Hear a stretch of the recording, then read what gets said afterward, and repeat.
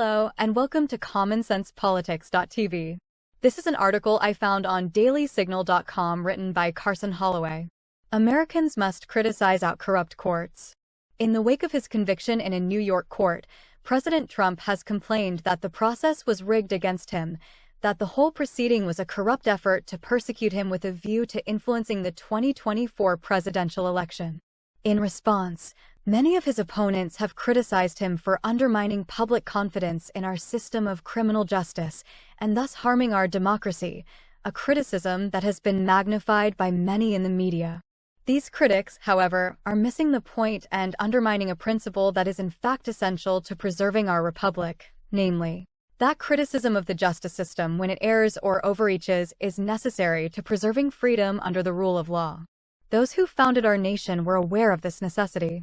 Alexander Hamilton, representing the defendant in the famous libel case People v. Croswell, warned that the most dangerous, the most sure, the most fatal of tyrannies operated by selecting and sacrificing single individuals, under the mask and forms of law, by dependent and partial tribunals.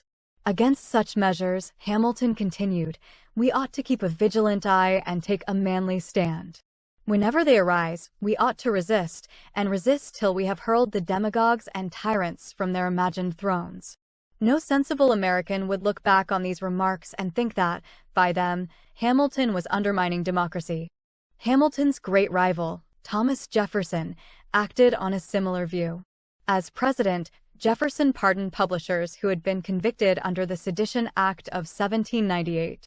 Jefferson's course of action here was inseparable from his belief that the act was unconstitutional and that the courts of the United States had made themselves party to serious injustices by convicting defendants under it. Indeed, the pardoning power is included in the United States Constitution and in many state constitutions and is used routinely.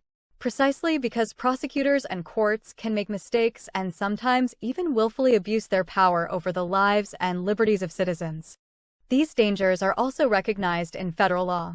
Title 18 of the United States Code prohibits and punishes deprivation of rights under color of law. By its very terms, this provision acknowledges that sometimes those entrusted with the administration of justice are themselves guilty of behaving lawlessly and abusively. The United States Department of Justice's website observes that this provision may be applied not only against police officers, sheriff's deputies, and prison guards, but also, as appropriate, against judges, district attorneys, and other public officials. This important provision is itself an acknowledgement by the government that all the proceedings of our justice system are not entitled to uncritical acceptance. Everyone conversant with American history knows that the problem of politicized and corrupt abuses of the justice system has not disappeared in the modern era, that it continues to rear its ugly head precisely when political passions run high and communities are inflamed against leaders for whom they harbor deep animosities. In the 1960s, Alabama state authorities brought Dr. Martin Luther King, Jr. to trial on charges that he had committed perjury in relation to his tax filings. This prosecution was a transparently cynical attempt to deprive an important American political and social movement of its most effective leader. In that case, however, even the Alabama jury, composed exclusively of white men, perceived the abusive character of the case and returned an acquittal.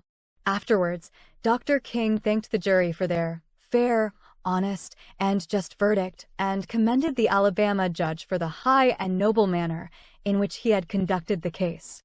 If criticism of prosecutors and courts is permissible and necessary in certain circumstances, the only important question at present is whether such criticism is justified in the case of President Trump's New York conviction.